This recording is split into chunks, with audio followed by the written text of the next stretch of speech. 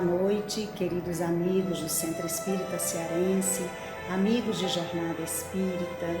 Nesta noite, desejamos a todos vibrações de paz, de serenidade, de alegria, de vontade de estar a serviço do Cristo. Trouxemos para a nossa reflexão, de início das nossas preces, Evangelho e Radiação, uma mensagem de Bezerra de Menezes, desse livro Bezerra, Chico e Você.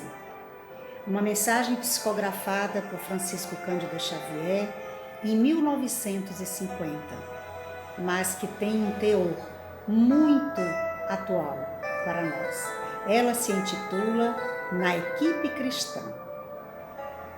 Um grupo espírita é uma equipe de Jesus em ação. Equipe em que somente o propósito do Mestre Divino prevalece na produção de amor e luz a que todas as expressões do Evangelho são chamadas. Procuremos no trabalho que o Senhor nos reserva a posição de serviço que nos é própria. Nela buscamos a felicidade de obedecer ao celeste orientador. Nem queixas, nem exigências. Nem deserção, nem exclusivismo, nem lamentação, que é indisciplina, nem exame precipitado do concurso alheio, que redunda em desordem. Busquemos a tarefa em que nos cabe realizar, e a edificação coletiva com Jesus ergue-se-á sublime, lançando seguros alicerces no presente para que o futuro pertença ao reino de Deus. Não nos esqueçamos de que somos os braços do Senhor em serviço dele e aceitando a nossa condição nesse clima de fraternidade e interdependência ante a supervisão divina, estejamos convencidos de que, como equipe do benfeitor eterno, estaremos concretizando o seu excelso programa de luz e amor. Bezerra de Menezes. Juntos estaremos nesta noite, irradiando luz, irradiando fé, irradiando esperança para quem precisa. Que possamos acolher em nossos pensamentos as súplicas daqueles que sofrem e que necessitam de alento, de aconchego, de coragem e de amor. Que Jesus nos abençoe nesta noite. Que Dr. Bezerra de Menezes acolha em seus cuidados da sua equipe espiritual todos aqueles que endereçamos os nossos pensamentos para apoio, aqueles que já desencarnaram e aqueles que estão junto a nós. Que Jesus nos ampare, nos abençoe e nos ilumine hoje e sempre. Boa noite, irmãos.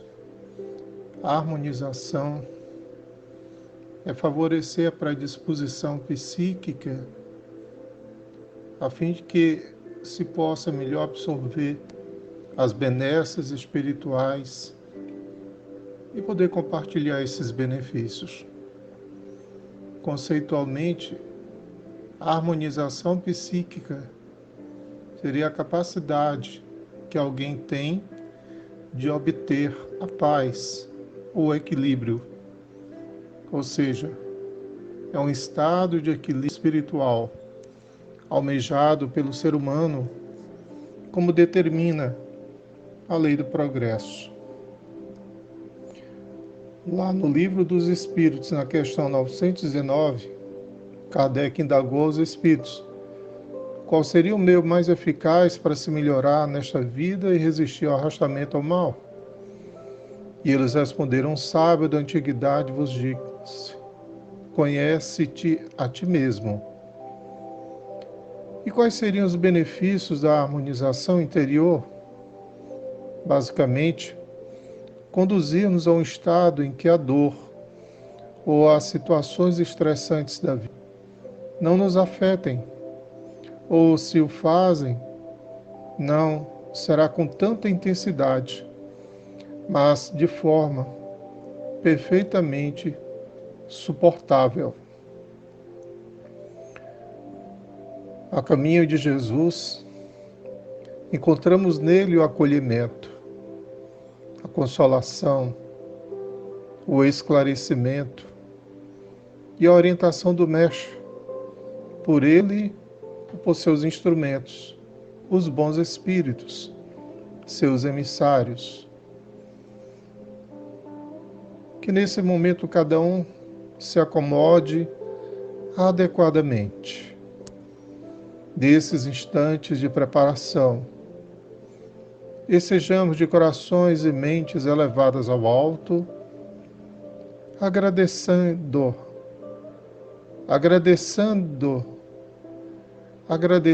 ao Criador pela bênção da vida. Respiramos por um impulso automático, mas neste momento, façamos isto de modo mais consciente, voluntário. Vamos repetir este ato por 5 vezes. Antes, porém, lembremos do que disse o apóstolo Paulo: em Deus vivemos, em Deus nos movemos e estamos nele. Sim, irmãos e irmãs, estamos mergulhados no hálito divino do amor de Deus. Deus é amor. A inteligência da criação nos fornece os gases da atmosfera. A nível de informação, o ar seco contém um volume cerca de 78,1% de nitrogênio, 20,1% de oxigênio, argônio, gás carbônico e pequenas quantidades de outros gases. O ar contém uma quantidade variável de vapor d'água, em média 1%. Nós assimilamos também as energias sutis do fluido cósmico universal. Daí, lembrarmos o que diz Paulo: em Deus vivemos, em Deus nos movemos e estamos nele. Agora, devagar, executemos a ação mecânica, absorver o ar e liberar. Isto por 5 vezes. Façamos agora, então, um exercício respiratório dirigido. É simples. Vamos. Primeira vez. Inspira. Expira. Segunda vez. Inspira. Expira. Terceira vez. Inspira. Expira. Quarta vez. Inspira. Expira. Quinta vez. Inspira. Expira. Pronto. Mergulhados que estamos nos fluidos do amor de Deus, visualizemos como que estas energias interpenetrando todo o nosso corpo, ela flui e reflui, harmonizando-nos, tanto do ponto de vista orgânico, em todos os sistemas da vida corporal, como do ponto de vista espiritual, a nível de perispírito. Nos sentimos repletos destas energias saudáveis, curadoras, harmônicas, divinas. Estamos absorvendo-as em todas as tessituras do nosso ser, todas as células. Há uma euforia geral em nosso organismo.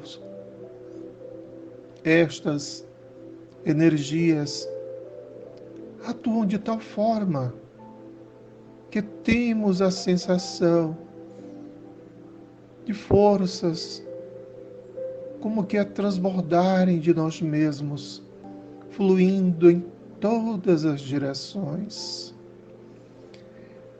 evidenciando o anseio natural de compartilhar, dividir com os outros irmãos mais necessitados.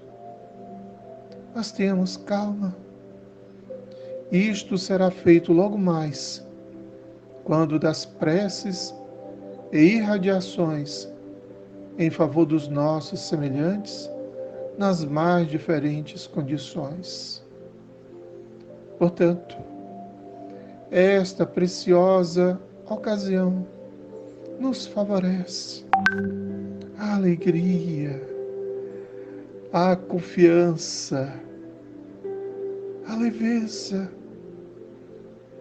o otimismo, a esperança, a saúde e a harmonização íntima, dentre outros fatores de equilíbrio interior.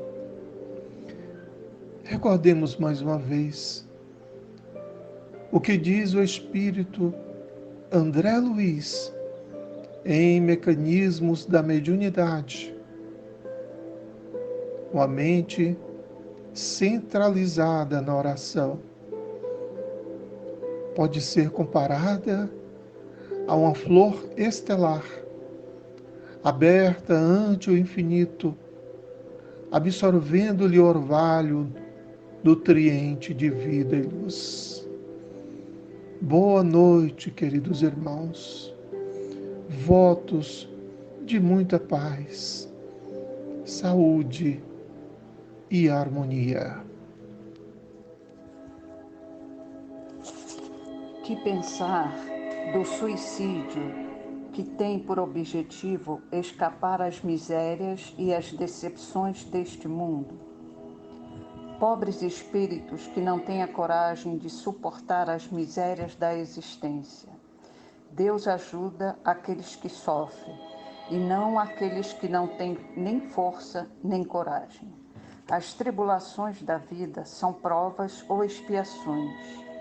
Felizes aqueles que as suportam sem murmurar, porque serão recompensados.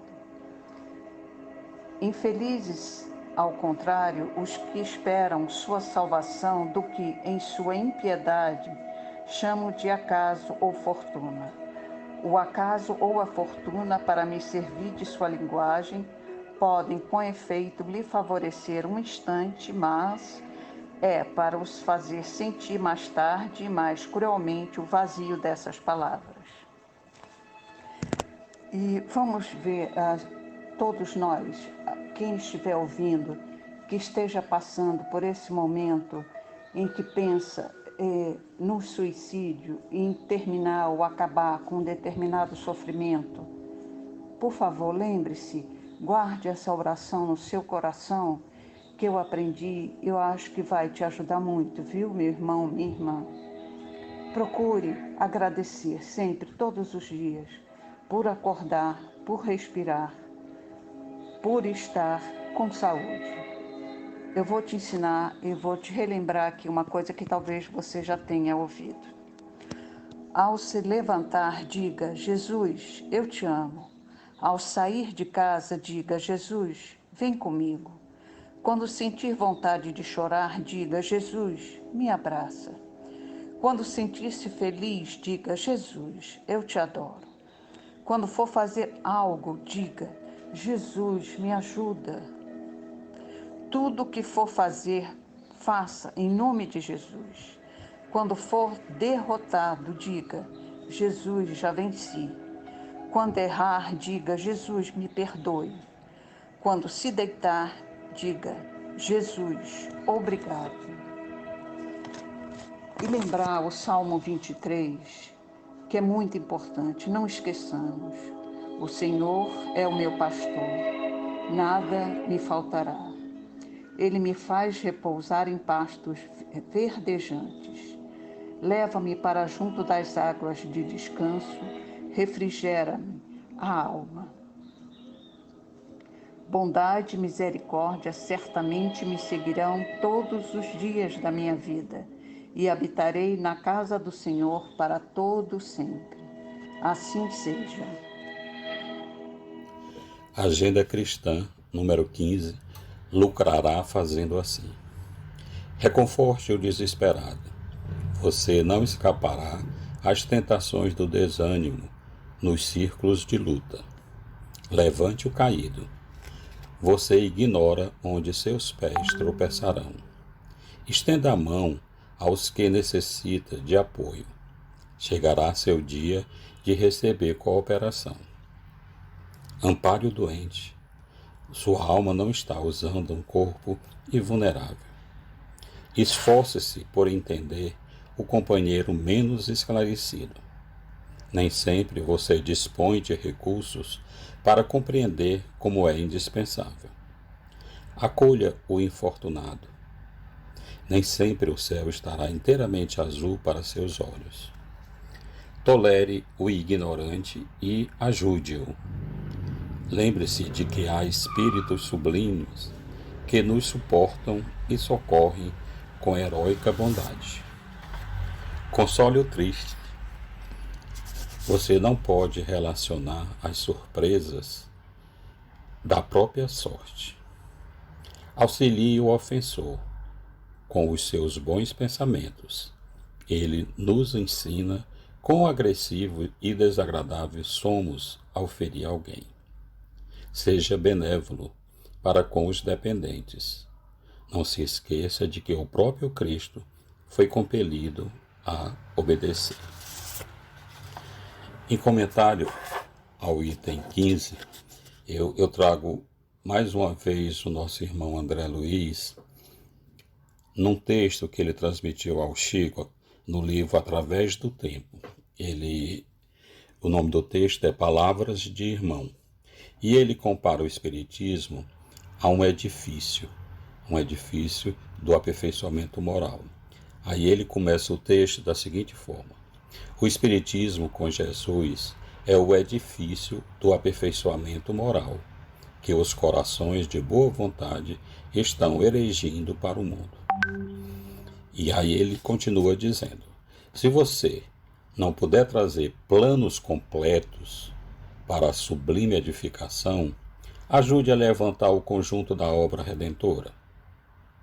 Se não conseguir responsabilizar-se por algum trecho isolado das paredes de luz, traga apenas um tijolo, para a colaboração fraterna. Se você não possui alguma grama de cimento para contribuir no serviço, coopere com um punhado de areia. Se não puder partilhar o esforço coletivo de instalação de equipamentos e máquinas do santuário, ofereça uma prece pelo fortalecimento dos que se empenham na sagrada realização.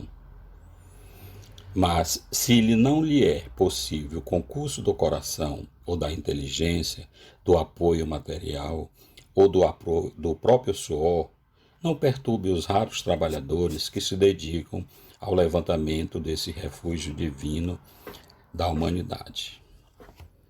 Quando você não puder auxiliar espontaneamente aqueles que se consagram a alguma coisa de si mesmo, a execução dos projetos salvadores do Mestre, guarde respeito e silêncio.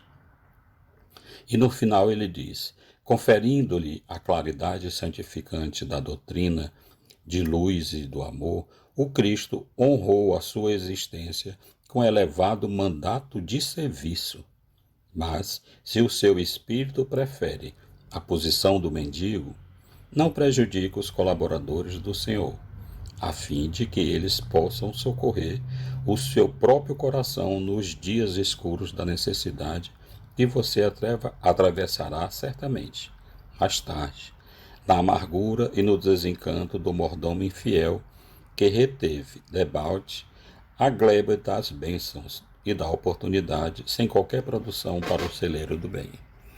Então, a gente tira o resumo disso tudo de que nós estamos aqui, neste momento, com todos os nossos defeitos, com todas as nossas vaidades, com todo o nosso orgulho, mas com com a nossa aptidão de fazer o bem. Então, que a gente faça esse bem, procure se doar da melhor maneira possível. Se não puder materialmente, doe fisicamente no trabalho, na mão de obra da edificação do bem. Se não puder fazer nenhuma coisa nem outra, pelo menos vibre positivamente para que aqueles planos deem certo, né? Nós podemos contribuir de todas as formas. E se não tiver nenhuma delas, que a gente se cale, né? Não emita nenhuma opinião, para que a obra siga. Eu acho que isso é o importante. Mas, com certeza, nós teremos que prestar conta, né, da nossa posição, da nossa atividade perante a espiritualidade maior. Acredito que isso seja o tema fundamental do texto. Boa noite, amigos. Agenda Cristã, capítulo 16, algumas definições. Benfeitor é o que ajuda e passa.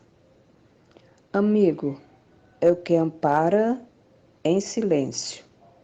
Companheiro é o que colabora sem constranger. Renovador é o que se renova para o bem. Forte é o que sabe esperar no trabalho pacífico. Esclarecido é o que se conhece. Corajoso é o que nada teme de si mesmo.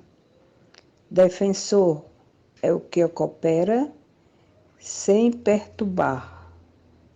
Eficiente é o que age em benefício de todos. Vencedor é o que vence a si mesmo.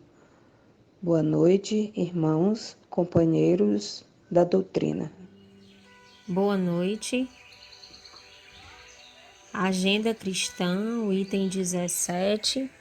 Em verdade, o santo não condena o pecador, ampara-o sem presunção. O sábio não satiriza o ignorante, esclarece-o fraternalmente. O iluminado não insulta o que anda em trevas, aclara-lhe a senda. O orientador não acusa o aprendiz tateante. A ovelha insegura é a que mais reclama do pastor. O bom não persegue o mal, ajuda-o a melhorar-se. O forte não malsina o fraco, auxilia-o a erguer-se. O humilde não foge ao orgulhoso, coopera silenciosamente em favor dele. O sincero a ninguém perturba, harmoniza a todos. O simples não critica o vaidoso, socorre-o sem alarde, sempre que necessário. O cristão não odeia nem fere, segue ao Cristo, servindo ao mundo. De outro modo, os títulos de virtudes são meras capas exteriores que o tempo desfaz. Fiquemos todos em paz. A Agenda Cristã, item 18, lembranças úteis. Não viva pedindo orientação espiritual indefinidamente. Se você já possui 2 semanas de conhecimento cristão, sabe a saciedade o que fazer. Não gaste suas energias tentando consertar os outros de qualquer modo. Quando consertamos a nós mesmos, reconhecemos que o mundo está administrado pela sabedoria divina e que a obrigação de cooperar invariavelmente para o bem é nosso dever primordial. Não acuse os espíritos desencarnados, sofredores, pelos seus fracassos na luta. Repare o ritmo da própria vida. Examine a receita e a despesa, suas ações e reações, seus modos e atitudes, seus compromissos e determinações, e reconhecerá que você tem a situação que procura e colhe exatamente o que semeia. Não recorra sistematicamente aos amigos espirituais quanto a comezinhos deveres que lhe competem no caminho comum. Eles são igualmente ocupados, enfrentam problemas maiores que os seus, detêm responsabilidades mais graves e imediatas, e você, nas suas lutas vulgares da terra, não teria coragem de pedir ao professor generoso e benevolente que desempenhasse funções de ama seca. Não espere a morte para solucionar as questões da vida, nem alegue enfermidade ou velhice para desistir de aprender, porque estamos excessivamente distantes do céu. A sepultura não é uma cigana cheia de promessas miraculosas, e sim uma porta mais larga de acesso à nossa própria essência. Boa noite. Agenda Cristã, item 19. Questão de escolha. Procure um delinquente e encontrará muitos malfeitores. É necessário, então, que você possua imenso cabedal de amor para removê-los, sem fazer-se criminoso também. Busque identificar uma falta e achará inúmeras chegando a essa situação. É imprescindível que você esteja bastante esclarecido para não acrescentar seus erros aos erros alheios. Tente situar um espinho e vários espinheiros virão ao seu encontro em face de tal contingência. É necessário que você permaneça eminentemente equilibrado para não ferir-se.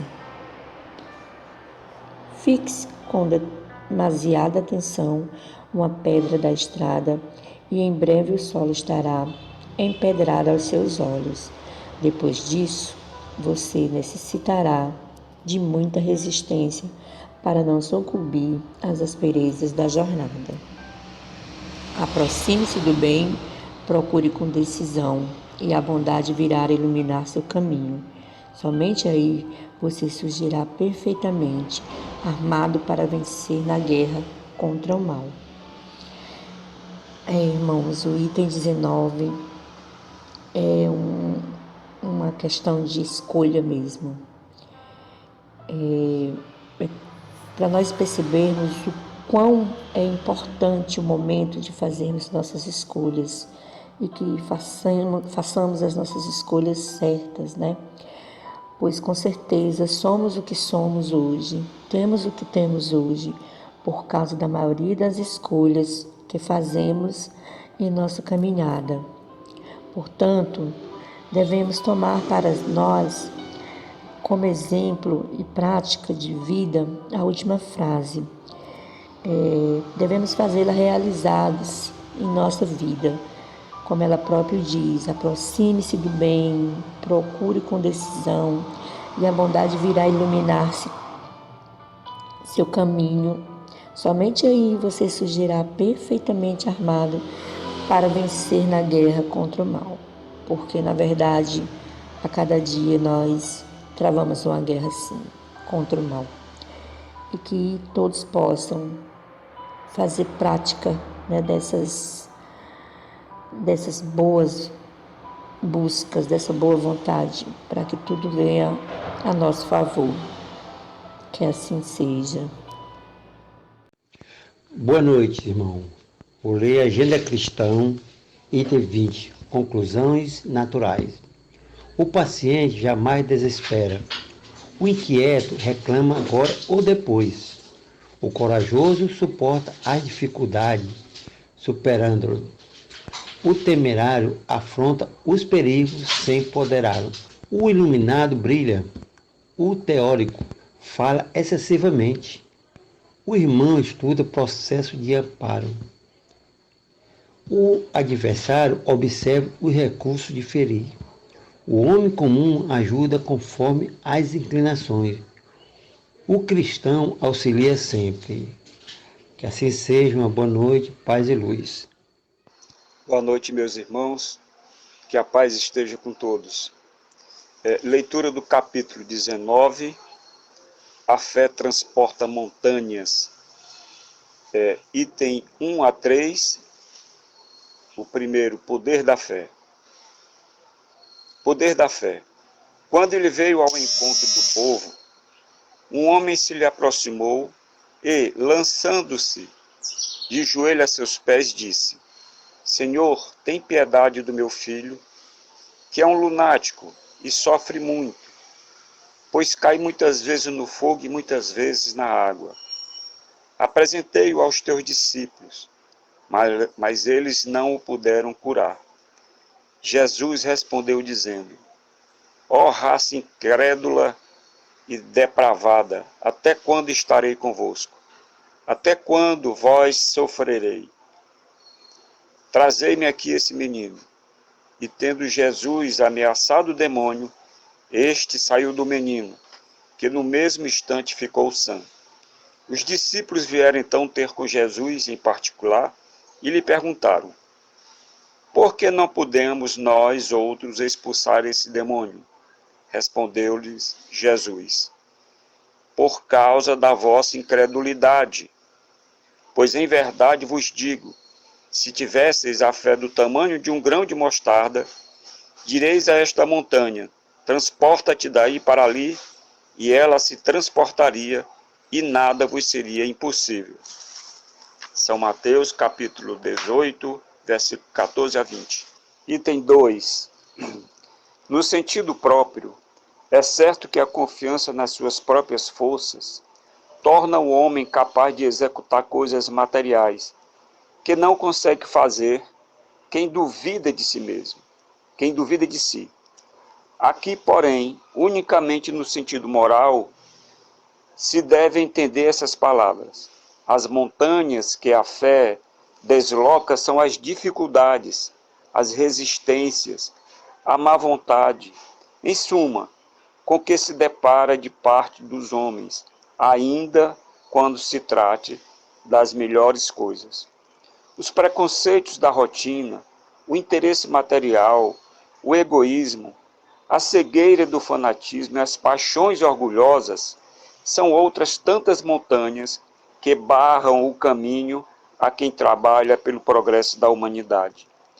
A fé robusta dá a perseverança, a energia e os recursos que fazem se vençam os obstáculos, assim nas pequenas coisas que nas grandes. Da fé vacilante resultam a incerteza e a hesitação de que se aproveitam os adversários que se tem de combater. Essa fé não procura os meios de vencer, porque não acredita que possa vencer. Item 3.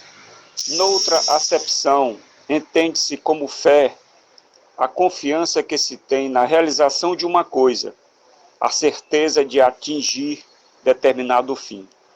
Ela dá uma espécie de lucidez que permite se veja em pensamento a meta que se quer alcançar e os meios de chegar lá, de sorte que aquele que a possui caminha, por assim dizer, com absoluta segurança.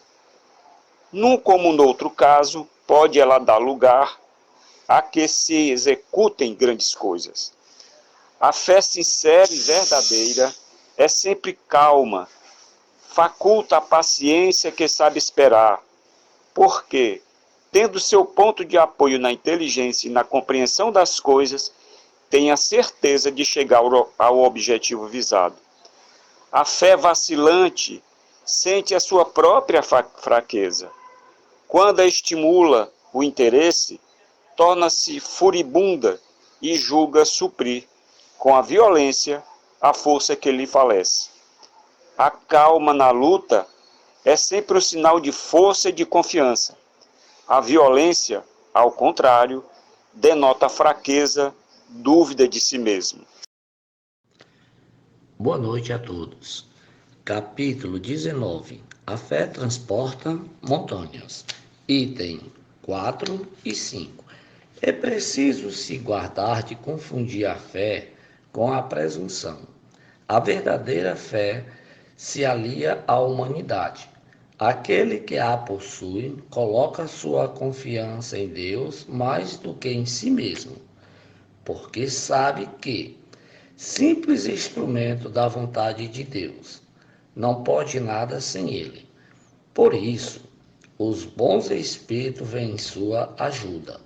A presunção é menos a fé do que o orgulho, e o orgulho é sempre castigado, cedo ou tarde, pela decepção e pelo fracasso que lhe são infligidos. O poder da fé recebe uma aplicação direta e especial da ação magnética. Por ela, o homem age sob o fluido agente universal, lhe modifica as qualidades e lhe dá uma impulsão, por assim dizer, irresistível. Por isso, aquele que há um grande poder fluídico normal, junto a uma fé ardente, pode apenas pela vontade dirigida para o bem, operar esses fenômenos estranhos de curar e outros que, outrora, passariam por prodígio e que não são, todavia, senão uma consequência de uma lei natural. Tal o motivo pelo qual Jesus disse aos seus apóstolos: se não curaste, é que não tinhais fé. Capítulo 19, itens de 1 a 5. O poder da fé. Em uma cidade muito distante, pequena, aconteceu um crime bárbaro. E de forma alguma se descobria o autor. A população cobrava do delegado, o delegado cobrava do juiz, e não se conseguia prender o culpado.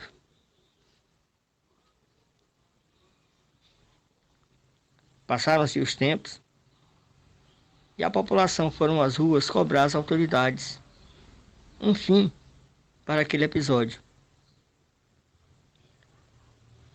E o juiz, sendo pressionado, foi em uma comunidade próxima, bastante pobre, pegou uma pessoa humilde daquele povoado e levou preso. Chegando com ele na cidade, disse: está aqui o culpado. E todos ficaram felizes pelo culpado ter sido preso. Mas o culpado sempre alegando que não foi ele, que não sabia de nada, que era inocente. E o juiz dizia: você é o culpado e as provas apontam você. E o rapaz foi preso. Chegou o dia do julgamento. 6 jurados foram presidir o júri. E o rapaz sabia que era inocente. O juiz sabia que o rapaz era inocente.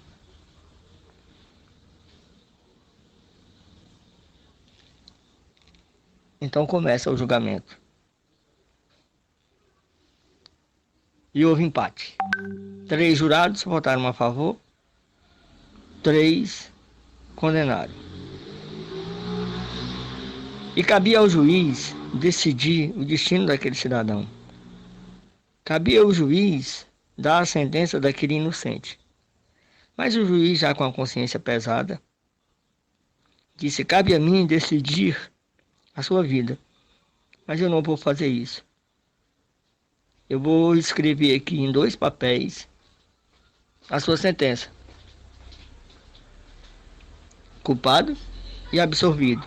Vou drobá-los e você vai escolher um. O que você escolher é a sua sentença.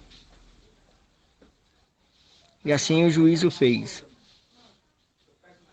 Pegou 2 papéis e escreveu em um papel culpado e no outro papel também culpado.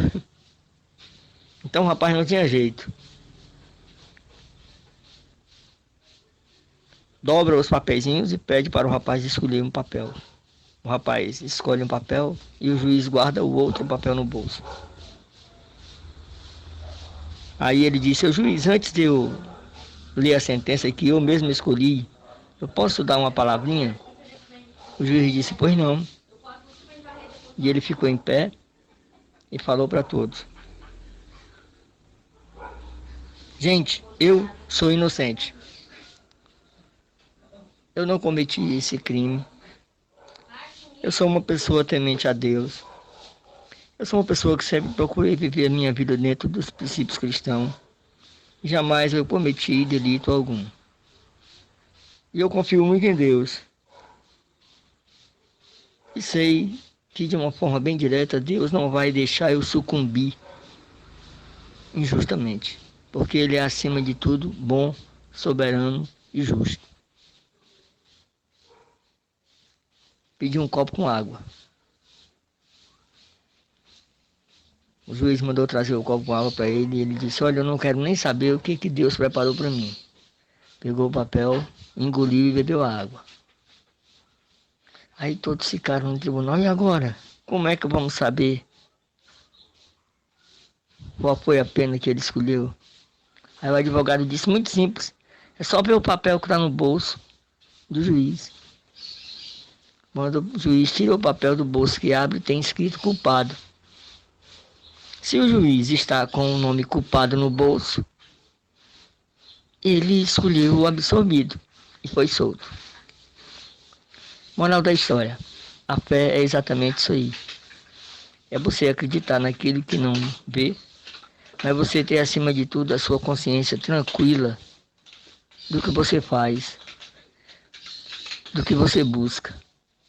Porque nós somos movidos por uma lei de causa e de efeito. E Deus, Ele é acima de tudo justo. Então você tem que acreditar naquilo que você não vê.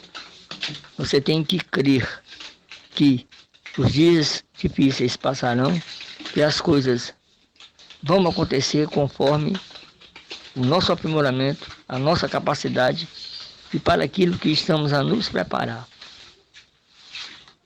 Todos nós temos essa fé. Está dentro de cada um de nós. Muitas vezes latente, muitas vezes expressiva. Depende das nossas necessidades. Boa noite a todos. Meus irmãos, vamos dar continuidade aos nossos pensamentos em elevação, para que possamos solicitarmos ao nosso Divino Mestre a presença dos nossos mentores espirituais, que naturalmente, que nesse instante se encontram próximos a cada um de nós que participou tão ativamente deste banquete, da distribuição da dádiva da Boa Nova, para que estas águas que colocamos próximas a nós, possam ser fluidificadas com as energias destes mentores espirituais e que estas energias, ao penetrarem nas nossas águas, possam ser transformadas em medicamento que irá nos servir de acordo com as nossas necessidades, sejam elas de ordem físicas ou espirituais. Ao mesmo tempo em que agradecemos a este Divino Mestre, esta presença amiga que tem acontecido em todos os momentos e que voltamos o nosso pensamento com maior ardor para Ele. Uma boa noite a todos. Meus irmãos, depois de todo este banquete espiritual, dessas palavras do Evangelho, queremos agradecer mais uma vez a Ti, que é o nosso Mestre.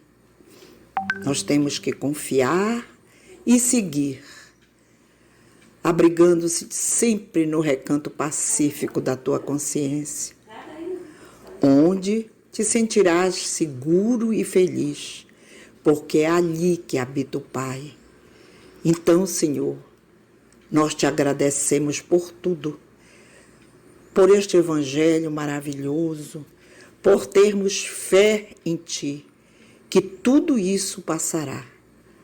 Agradecermos pelo dom da vida que Tu nos dás todos os dias, feito um recanto de luz e paz, que possamos sempre, Senhor, ter este Evangelho para agradecermos e que a nossa fé se fique mais segura, que ela seja, assim, um bálsamo para os nossos corações, abençoando todos aqueles que nesse instante se encontram desesperados por algum problema, por alguma dor, que Tu possas, com Teu manto divino, iluminar e acariciar e abrandar o sofrimento de todos, Senhor.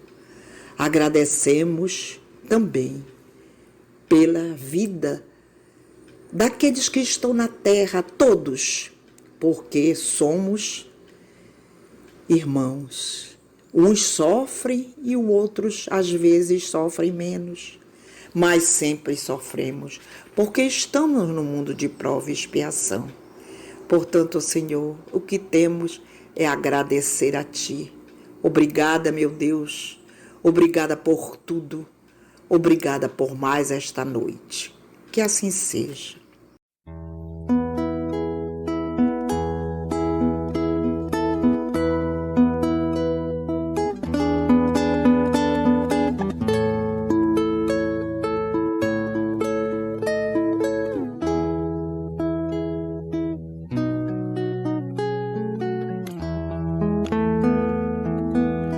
Eu quero ser, Senhor amado, como um vaso na mão do oleiro. Quebra minha vida e a faz de novo. Eu quero ser, eu quero ser um vaso novo,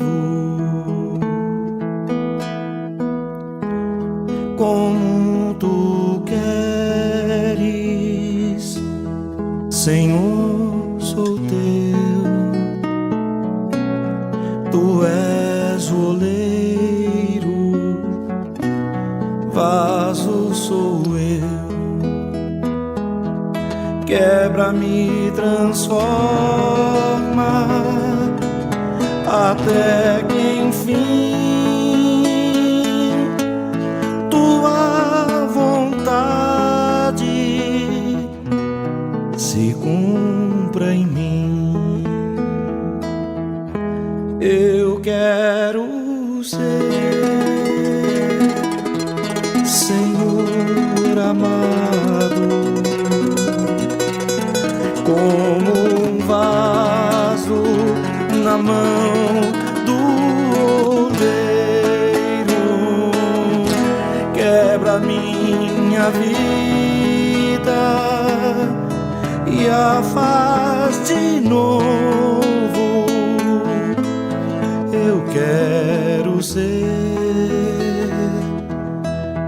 Eu quero ser um vaso novo, como tu queres, Senhor, sou teu. Tu és o oleiro, vaso sou eu. Quebra-me, transforma,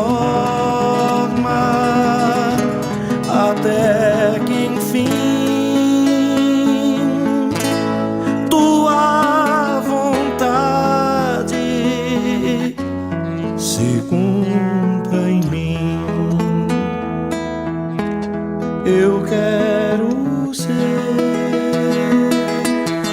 Senhor amado, como um vaso na mão do oleiro. Quebra minha vida e a faz de novo. Eu quero ser, eu quero ser um vaso